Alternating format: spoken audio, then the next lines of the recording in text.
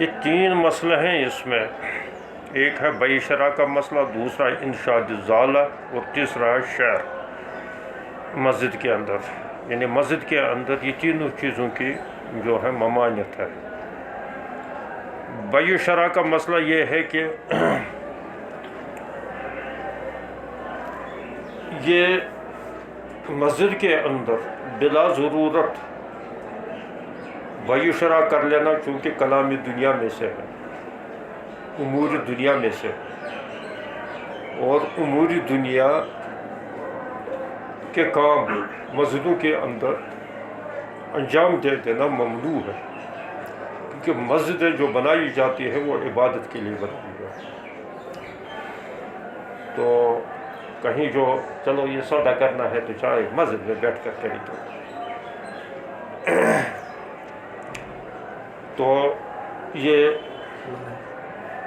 ممانعت ہے، کیونکہ اس میں ایک تو وجہ وہی ہے کہ امور دنیا کو انجام دینے کے لیے اگر اس کی اجازت دیتی جائے گی تو پھر تو جو ہے بئی شرعی کا مسئلہ نہیں رہے گا، پھر تو باقی امور بھی جو ہے اس کی بھی اجازت ہوگی، اور ہوتے ہوتے تو پھر بعد میں جو ہے جب پریزیڈنٹ صاحب دیکھے گا کہ یہاں تو ماشاءاللہ روز آتے ہیں دو دو چار چار پارٹیاں، اور وہ یہاں اپنے سودے وودے کر لیتے ہیں، تو وہ کہیں گے کہ ہم ایسی اجازت نہیں دے دیں گے، تم کرایہ دیا کرو، تو لہٰذا وہ کرایہ لینا شروع کر لے گا۔ تو جب کرایہ لینا شروع کر لے گا تو مسجد جو ہے اب وہ کرایہ خانہ بن جائے گا، وہ مسجد نہیں رہے گی۔ تو البتہ معتکف کے لیے فقہ نے یہ کہا ہے کہ بغیر احضار سامان کے محض کلام کے ساتھ اگر وہ کوئی سودا کر لے تو اس کی اجازت ہے، وہ زبان سے وہ سودا کر لے، لیکن کوئی اگر جو ہے وہاں دکان ہی لگا لے، سامان بھی بیچ لے، چلو یہاں آتے رہتے ہیں لوگ، مجھ پر تو زیادہ بھروسہ کریں گے اس معنی کر کے اعتکاف میں بیٹھا ہوا ہے شیخ جی، تو لہٰذا یہاں زیادہ سودا کر لیں، تو سامان بھی وہیں رکھ لے گا، تو نتیجہ نکلا وہ حرام ہوگا۔ البتہ یہ ہے کہ اگر زبان سے معتکف جو ہے کوئی سودا کر لے گا تو اس کی اجازت ہے معتکف کے لیے، کیونکہ بہرحال یہ ایک مجبوری، ایک ضرورت ہے، ہو سکتا ہے کہ اس کا کاروبار متاثر ہو رہا ہو، تو وہ زبانی وہاں سے سودا کر سکتا ہے، کیونکہ حالت اعتکاف کے اندر کلام دنیا سے مطلق ممانعت نہیں، کلام دنیا آدمی کر سکتا ہے۔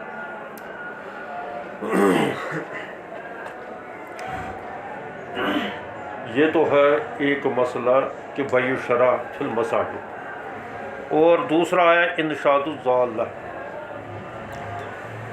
انشاد الضالہ کا مطلب یہ ہے کہ کوئی چیز کسی کی کھو گئی ہو تو مسجد کے اندر اس کا اعلان کروا لیں، تو یہ بھی ممنوع ہے، چاہے وہ مسجد کے احاطے کے اندر ہی کوئی چیز کھوئی ہو، نمازیوں کی کوئی چیز کھو گئی ہو،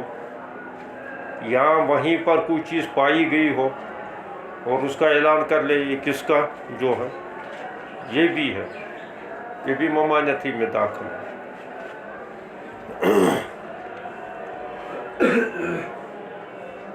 بلکہ تو حضور صلی اللہ علیہ وسلم نے تو ایسے شخص کے لیے بد دعا بھی کی، اس وجہ سے یہ ممانعت ہے اس کی۔ تو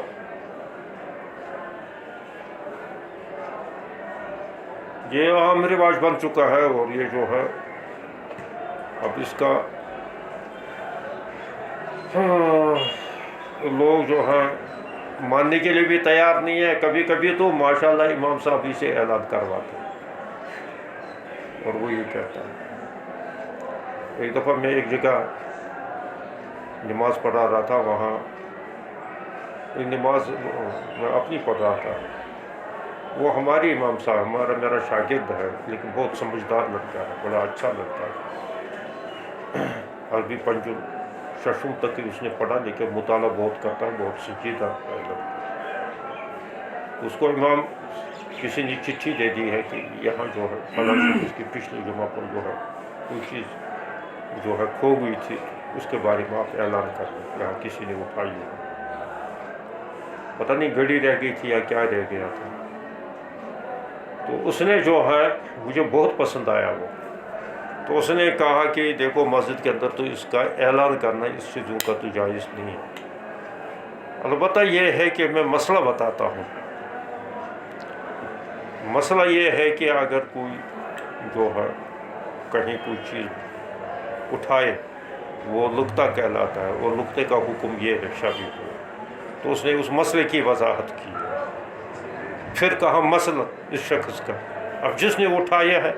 اس کو تو خود تلاش کرنا چاہیے جو ہے وہ کس کی ہو، وہ جو ہے اس پر لازم ہے یہ کیونکہ اس کے اٹھانے سے صرف اس کی نہیں بن گئی ہے، وہ چیز بن گئی ہے، یا جو ہے وہ جو صاحب معاملہ ہے جس کی چیز وہ کھو گئی ہے وہ بھی باہر بیٹھ کر جو ہے اس کا اعلان کر سکتا ہے، وہ وہاں بتلا سکتا ہے لوگوں کو جاتے ہوئے، بھائی ادھر ادھر ذرا بتا دینا کہ میری چیز فلاں ٹائم جو ہے میں آیا تھا مسجد میں، میری چیز کھو گئی ہے، تو اس کا بٹوا شاید کھو گیا تھا، رہ گیا تھا، تو وہ اس کو بتا سکتے۔ مسئلہ یہ ہے، مسئلہ کے ضمن میں اس نے گویا اعلان بھی کرا، تو میں نے کہا یہ بہت اچھی ترکیب ہے۔ تو ہر چیز کو ایک ترکیب ہوتی ہے،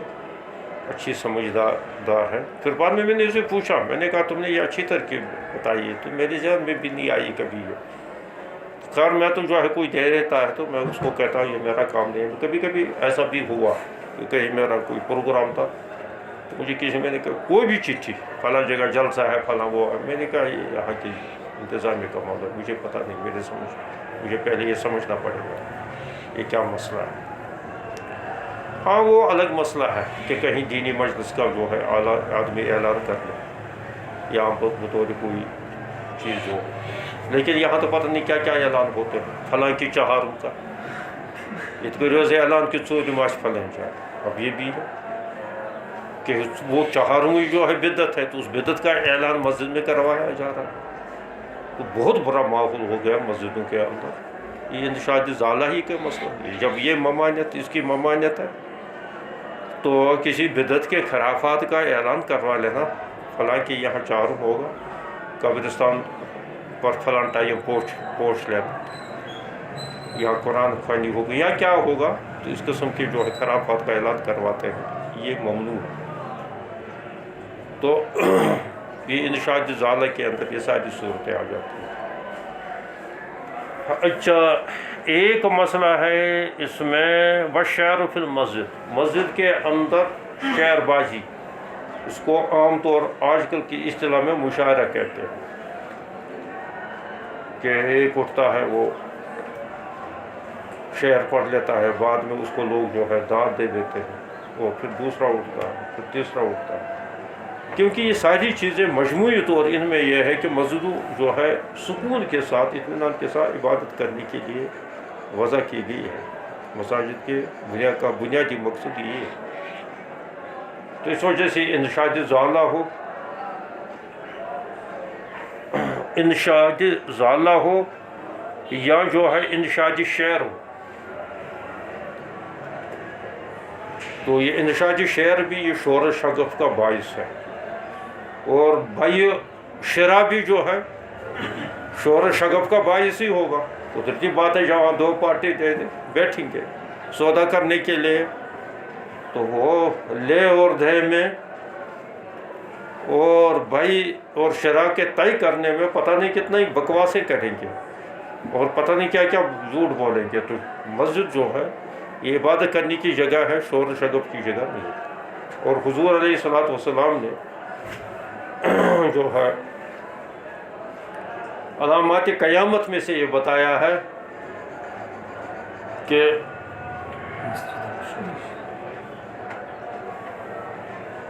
وَيَظْهَرُ الْأَصْوَاتُ فِي الْمَسَاجِدِ، کہ مسجدوں کے اندر آوازیں اونچی ہونے لگی، یہ علامات قیامت میں سے، جیسے آج کل ہو رہا ہے۔ یہ جو دعائے صبح میں یہ بکواس نامے پڑھ رہے ہیں اور جو ہے ادھر ادھر جو ہے دوسرے موقعوں پر جو ہے یہ جلسے ولسے کر لینا وغیرہ کر لینا، یہ بھی اسی کے ضمن میں آتا ہے۔ اب مدرسے والے بھی جو ہے کرتے ہیں، اب دیکھو تمہاری انجمن بھی جو ہے وہاں بھی مقابلہ آرائی یہ ہوتی ہے، اس کا مقصد کیا ہوتا ہے کہ ایک دوسرے مطلب ایک اپنی تربیت یہ مقصود ہوتی ہے۔ مقصود تو واضح تذکر نہیں ہے، وہاں مقصود واضح تذکر نہیں ہے، صرف یہ دکھانا مقصود ہوتا ہے کہ فلاں کو کیسے تقریر کرنی آئے گی، فلاں کو کیسے تقریر کرنی آئے گی، فلاں کو کیسے نعت پڑھنی آئے گی، فلاں کو کیسے نعت پڑھنی آئے گی۔ یہ ایک تربیتی پروگرام ہوتا ہے، اور اس تربیتی پروگرام کے لیے تو مسجد سے باہر ہونا چاہیے۔ لیکن کیا کریں گے جب بڑی بڑی مفتیان کرام اور علماء اعظام جب ایسا کر لیتے ہیں تو ہم جیسے جو ہے چھپ کر جو ہے کہیں دبک جاتے ہیں، کہتے ہیں کہ اگر ہم کہیں گے تو پتہ نہیں کون سا فتویٰ ہم پر لگے گا، تو اس وجہ سے خاموشی رہنا پڑتا ہے، کیونکہ ہم بھی اتنے پختہ ایمان والے نہیں ہیں کہ ہم بھی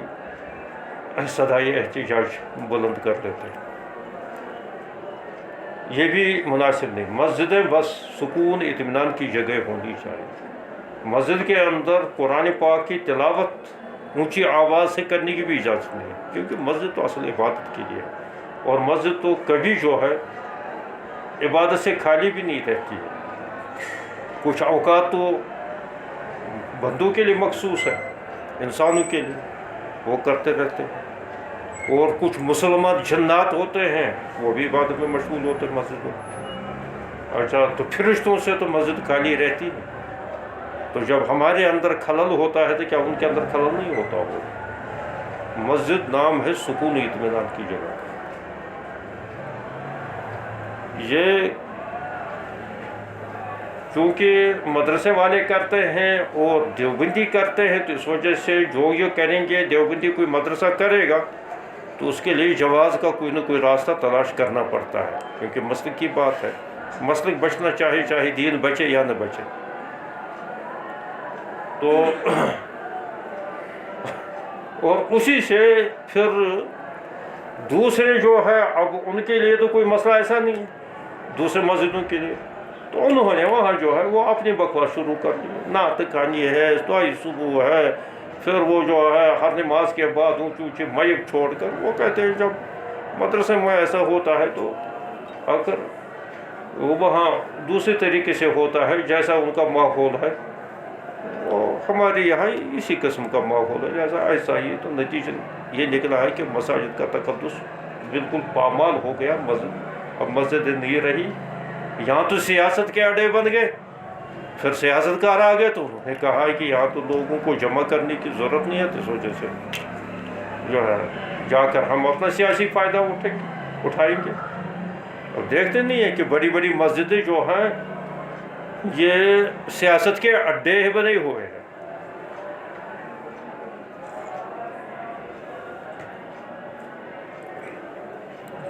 یہ تو کچھ جو ہے نا، یہ جب سے آیا اس کو اللہ تبارک و تعالیٰ وہ 2-4 دن زندہ رکھے، اس نے تو مطلب اس سے تو کچھ بہت ساری خرابیاں جو ہیں اس پر جو پابندی لگی نا، اب یہ دیکھو ہماری جامع مسجد وہ تو سیاست کا تو بالکل اڈا ہی بن گیا تھا، اب انہیں لگا یہ پابندی، نتیجہ نکل گیا ہے کہ اب وہاں چپ چاپ نماز ہوتی ہے۔ اگرچہ یہ چیز بھی اچھی نہیں، یہ الگ مسئلہ ہے، ہم اس کو یہ نہیں کہتے، اس کی تائید کر لیتے ہیں، لیکن یہ اللہ کی طرف سے پھر زوال ہوتا ہے، پھر ان کے ذریعے سے پھر اصلاح ہوتی ہے، غیروں کے ذریعے سے۔ جب اللہ تبارک و تعالیٰ کسی چیز کے مٹانے پر آتا ہے اور وہ سمجھتے ہیں کہ اللہ تبارک و تعالیٰ کا پتہ ہے کہ یہ جو ہے اب ان کے ذریعے سے یہ ممکن نہیں ہے، تو پھر غیروں کے ذریعے سے اس کو یہ کرا جاتا ہے، یہی ہو رہا ہے۔ اور ہوتے یہ تو مسجدوں کے اندر نماز کی بھی پابندی لگا رہے اور چلتا ہے اسی طرف جا رہا ہے۔ اور لاؤڈ اسپیکر پر تو جو ہے بڑا شور مچا ہوا اس وقت کہ لاؤڈ اسپیکر کو کیوں استعمال کر رہے ہیں، اس پر پابندی لگنی چاہیے۔ اور میں کہتا ہوں یہ اچھا ہے بہت مصیبت بن گئی یہ لاؤڈ اسپیکر. یہ کچھ چیزیں جو ہے نا ایسی بس شوق بنتا ہے ان کو لوگوں کو. اور کیا مقصد ہے اس لاؤڈ اسپیکر کا؟ زیادہ سے زیادہ اس کی اگر ہے تو بس کسی حد تک ضرورت ہے، لیکن ایسے ایسے اسپیکر ایجاد ہوئے ہیں کہ یہاں اذان پڑھ رہو وہ ہمارے ذکورہ میں سنی جاتی. اب تو شور شگف ہو گیا ہے، ورنہ تو میں کاشمی کی اذان گھر سنتا تھا. کاشمی جب اذان ہوتی تھی تو میں گھر پر سنتا تھا. تو ایسے ایسے لاؤڈ اسپیکر آئے اور نتیجہ نکلتا ہے کہ نماز میں بھی وہی استعمال، دعائے صبح میں بھی اس کا استعمال، اذان کے لیے بھی اس کا استعمال، اور اتنا شور شرابہ ہو جاتا ہے. خاص کر چلو اذان کی حد تک تو ٹھیک ہے، لیکن اول تو اتنا جو ہے نا کہ دوسرے محلے کے جو ہے کتے بھونکنا شروع کر لیں، پھر کتے بھونکنا شروع کر دیتے ہیں، ان کو بھی وحشت ہو جاتی ہے. اور اذانیں بھی ایسی ہوتی ہیں، پتہ نہیں کیا کیا وہ اذان کے اندر کلمات میں کیا کیا پڑھ لیتا ہے، کتنا گھا گھا کر اور کتنے بگاڑ بگاڑ کر، اللہ کا نام بھی بگاڑ کر، حضور صلی اللہ علیہ وسلم محمد، ایسے خبیث کو جو ہے بہت برا لگتا ہے. کہتے ہیں کہ اس کے منہ پر ایسے پتھر مار لیا جائے، اس کے ساتھ ہی دعا ٹوٹ جائے. جو حضور صلی اللہ علیہ وسلم کا نام مبارک اتنا بگاڑ کر اور اللہ کا تعالیٰ کا نام پاک اتنا بگاڑ کر جو ہے پڑھ لے گا تو اذان ہو، خاک ہو یا شور ہوگا. وہ تو شور ہے، بکواس. کس نے کہا اس کو اذان؟ گناہ ہے ایسی اذان پڑھنا بھی اور ایسی اذان سننا بھی. صحیح اذان کا تو بس مقصد یہ ہے کہ بس محلے کے حد تک جو ہے اس کو پہنچ جائے، بس سنت ہے، شاعری اسلام میں سے ہے، اور وہ بھی مسجد سے باہر دے دینا ہے. اب مسجد کے اندر دی جاتی ہے وہ بھی قلبی خلاف سے سنت ہے. مسجد کے اذان دینے والا تو اندر دیتا ہے، وہ کہتے ہیں آواز تو جاتی ہے باہر. چلو اس حد تک رکھ لیتے کہ ارد گرد کے جو بستی کے لوگ جو اس محلے کے ساتھ وابستہ ہیں وہ سن لیتے. تو یہ انشاء شعر جو ہے نا اس کے ضمن میں یہ سارا کچھ آتا ہے. وجہ اس کی یہی ہے. باقی یہ ہے کہ بغیر کسی شور و شگف کے کوئی نعت شریف پڑھے، حمد پڑھے، اس کا تو ہے جواز. کیونکہ حضرت حسان بن ثابت رضی اللہ تعالیٰ عنہ حضور صلی اللہ علیہ وسلم کے مدح میں انہوں نے ایک دو دفعہ جو ہے کفار کے ہجوم میں حضور صلی اللہ علیہ وسلم کی مدح میں انہوں نے جو ہے وہاں حضور صلی اللہ علیہ وسلم کی موجودگی میں جو ہے پڑھا ہے. لیکن وہ یہ تھوڑی تھا کہ مائک چھوڑ کر وہ ہے کہ سارا محلہ سنے اور ہم ہر چلنے والا وہاں سنے کہ یہاں کیا ہو رہا ہے، کون سا پروگرام ہو رہا ہے. جی یہ آج کل ان کا شیعوں کا ہو رہا ہے اور وہاں ان کا فلاں دن ہے، یا آج دیوبندیوں کا جلسہ ہے، یا آج بریلویوں کا یہاں جلسہ ہے. یہ سارا جو ہے یہ بالکل اس نے تو کچھ چیزیں کبھی کبھی ایسی ہوتی چھوٹی، لیکن ان کی نحوست ایسی ہوتی ہے کہ وہ ساری دین کو خراب کر دیتے ہیں، متاثر کر لیتے ہیں.